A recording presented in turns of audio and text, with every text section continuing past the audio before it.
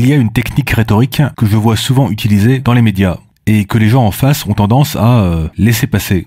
Ouais, il n'y a pas vraiment de conséquences lorsqu'on utilise cette technique. Et il faudrait que ça change.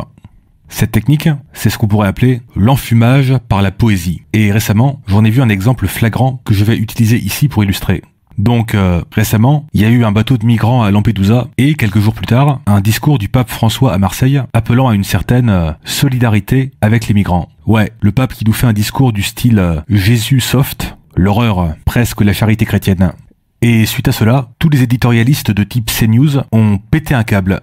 Ouais, genre, vous voyez le caca de Triceratops dans le premier film Jurassic Park? Ben là, on parle d'un caca nerveux de cette taille-là, au moins. Et le prix du plus gros caca nerveux revient à Philippe de Villiers, que vous connaissez peut-être pour son rôle dans le sketch Philippe de Villiers et les homosexuels des Guignols de l'info. Lien dans la description. Donc, je cite, source dans la description, « Les évêques nous laissent mourir. Pourquoi c'est la préférence humanitaire, toujours? Notre nation est en train de mourir. Pourquoi les évêques ils nous écoutent pas? Pourquoi ils veulent nous faire crever? Moi je veux pas mourir. Moi aussi j'ai le droit de vivre. » Donc là, Philippe de Villiers nous fait une magnifique envolée lyrique avec des violons. Ouais, il nous parle de quelque chose ou de quelqu'un qui est en train de mourir. Ouais, on sait pas trop quoi, mais ça a l'air très triste. Et il y a sans doute des gens pas très politisés qui ont été un peu émus devant leur télé en écoutant ça. Masterclass d'enfumage par la poésie. Maintenant, faisons ce que les enfumeurs poétiques ne veulent surtout pas que l'on fasse. Demandons-nous, qu'est-ce qu'il veut dire concrètement? Qu'est-ce qui va mourir ici, exactement? Parce que bon, lorsqu'il dit, je cite, « Moi je veux pas mourir », il ne parle évidemment pas d'une mort physique. Surtout lui, qui est multimillionnaire et à l'abri du besoin. Non, il parle d'une mort symbolique. Ce qui est quand même extrêmement ironique, parce que le contexte, là, c'est des gens qui meurent de manière bien physique et bien concrète, en se noyant dans la Méditerranée. Mais non, la vraie mort importante qui devrait vous émouvoir, ici, c'est cette mort symbolique. Notre nation est en train de mourir.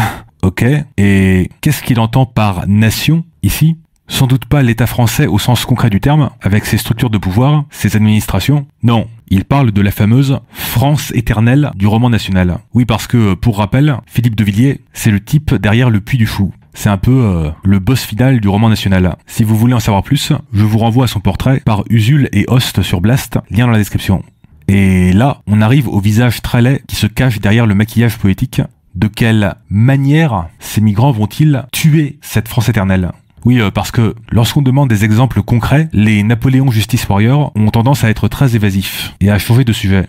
Et ils ont raison de changer de sujet parce que les quelques exemples qu'on arrive à leur extirper, c'est soit des trucs très futiles, soit des trucs très racistes. Par exemple, ces migrants pourraient continuer à cuisiner des plats de leur pays d'origine dans le but perfide d'assassiner la gastronomie française. Ouais, donc on a une gastronomie française qui est mondialement appréciée, que ce soit en Europe, au Japon ou au Qatar. Une gastronomie qui n'est donc vraiment pas difficile à faire continuer à vivre, tant la demande est forte. Une gastronomie à laquelle participent des gens issus de l'immigration, même comme l'immigrant tunisien qui a reçu le prix de la meilleure baguette de Paris, source dans la description. Bref, une tradition gastronomique française qui est à peu près autant menacée de disparition que celle des sushis au Japon, c'est-à-dire pas du tout. Une tradition gastronomique bien vivante, qui se porte très bien en 2023, mais à ce qui paraît, elle risquerait de mourir parce que des immigrés ultra précaires ont l'abominable outrecuidance de cuisiner des plats de leur pays d'origine, comme c'est le cas depuis aussi longtemps qu'il y a de l'immigration. Ouais, l'horreur, presque la créolisation. Bon, là, j'ai pris l'exemple de la gastronomie, mais ça peut s'appliquer à n'importe quoi. Tiens, par exemple, prenons les petits villages franchouillards pittoresques perchés sur une colline. Tout le monde adore ce genre de petits villages pittoresques, que ce soit les vrais gens de la vraie France du terroir ou les ultra-woke non-binaires à cheveux bleus. Si, je vous assure, parce que moi, voyez-vous, je fréquente les extrêmes wokistes à cheveux bleus dans la vraie vie réelle de la réalité véritable, contrairement à l'intégralité des journalistes de CNews. Et ces petits villages pittoresques sont également appréciés par des gens qui viennent du monde entier, qu'ils soient riches ou pauvres, touristes ou immigrés. Donc, là encore, pour peu qu'on mette un budget public correct pour l'entretien de ce patrimoine, ce que les gens de droite rechignent à faire, faudra savoir. Donc, pour peu qu'on fasse ça, ce patrimoine n'est pas davantage menacé que le musée du Louvre ou la Tour Eiffel. Bon, mais du coup, si on préserve la gastronomie, le patrimoine, tout ça, il est où le problème ? Ben, c'est là qu'on arrive à la vieille croûte de pu dégueulasse cachée sous le maquillage poétique. Philippe de Villiers et ses amis ne veulent pas juste préserver quelque chose de purement culturel, ils veulent aussi préserver une France ethniquement bien blanche. Et ce critère-là, il ne pourra être satisfait par aucun Tunisien meilleur boulanger de France ou par aucun Camerounais qui fait du cosplay de chevalier en armure. La seule manière de les satisfaire sur ce plan-là, ce serait que ces gens partent ou disparaissent, tout simplement.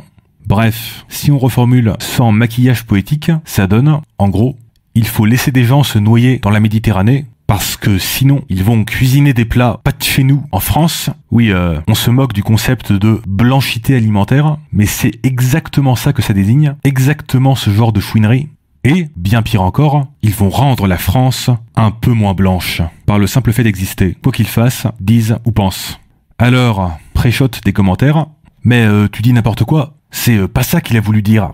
Ah, ok, intéressant. Et qu'est-ce qu'il a vraiment voulu dire en ce cas? Non, vraiment, ça m'intéresserait de le savoir. Mais malheureusement, on ne le saura pas, vu que, au lieu d'énoncer clairement ce qu'il redoute, il a préféré sortir les violons et faire de l'enfumage poétique avec des phrases floues et ambiguës qui ne veulent rien dire. Habile. Du coup, je ne peux que conjecturer ce qu'il veut vraiment dire en me basant sur ma connaissance du bonhomme.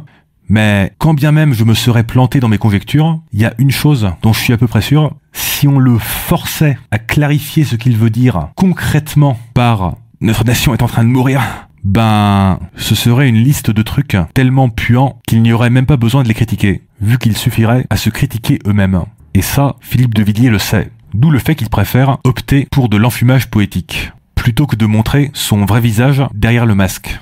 Et je ne peux pas lui reprocher d'opter pour la stratégie rhétorique optimale sur un plateau télé. Le problème, c'est que, même lorsqu'il y a des, entre guillemets, contradicteurs sur le plateau télé, ben, la plupart du temps, il laisse passer ça. Ouais, la plupart du temps, on peut faire de l'enfumage poétique et get away with it. Alors que lorsqu'on sent que quelqu'un nous sert ce genre de soupe rhétorique ambigu au contenu trouble, ce serait bien de le forcer à clarifier précisément ce qu'il veut dire, à nous montrer quel genre de crotte de putois il cache dans sa soupe.